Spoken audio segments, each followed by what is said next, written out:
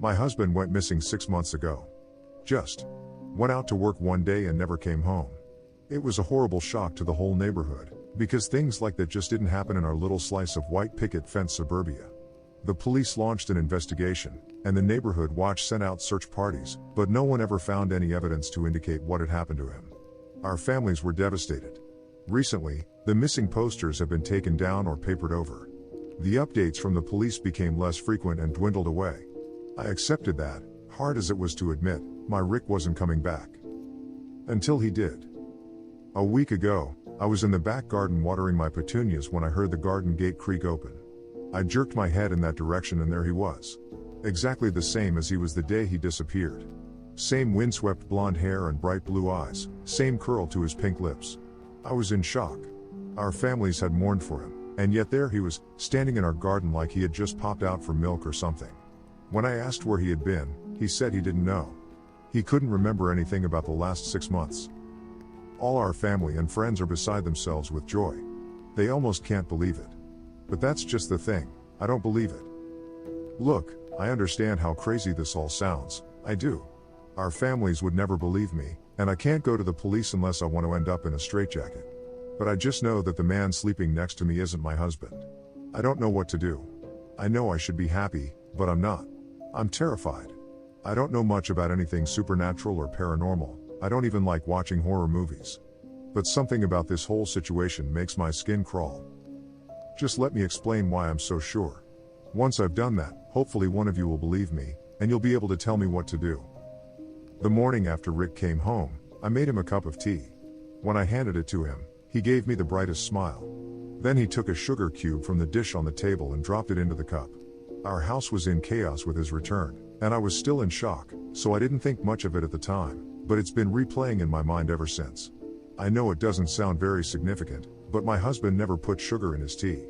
He was always adamant that it ruined the taste, and he'd get so frustrated if I ever put sugar in his cup by accident. And yet, this man had sugar. Then it was the golf. A few days ago, when he was out visiting his mom, I recorded a golf tournament that was showing on the TV.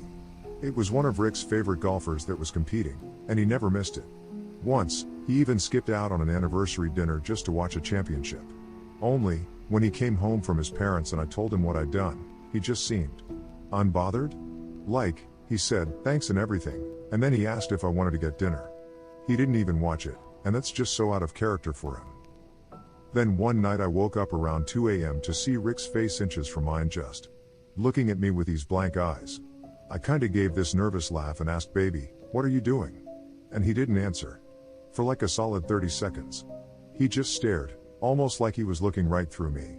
Then he suddenly smiled and said, sorry, honey.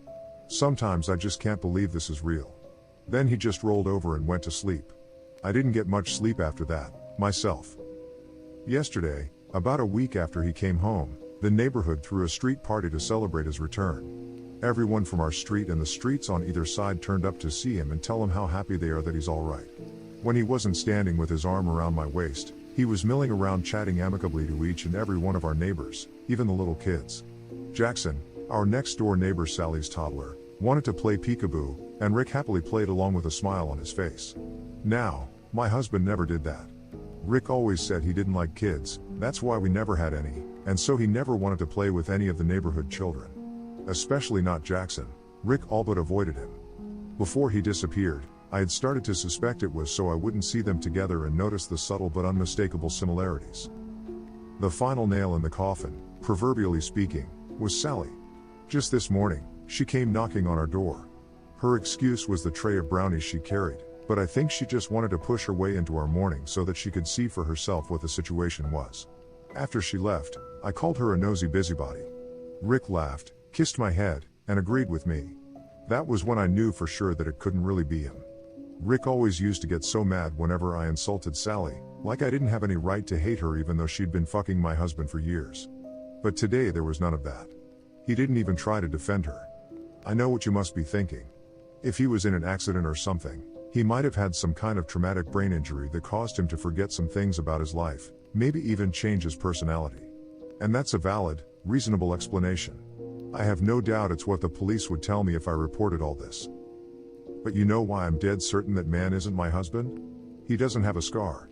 If he was really Rick, he'd have a scar on the side of his forehead shaped like the golf club I hit him with. But there's nothing. Not a mark. Honestly, I'm this close to going out tonight and digging up my petunias just to make sure he's still under there. I don't know what I'm sharing a bed with, but I know it's not my husband. So what the hell am I going to do?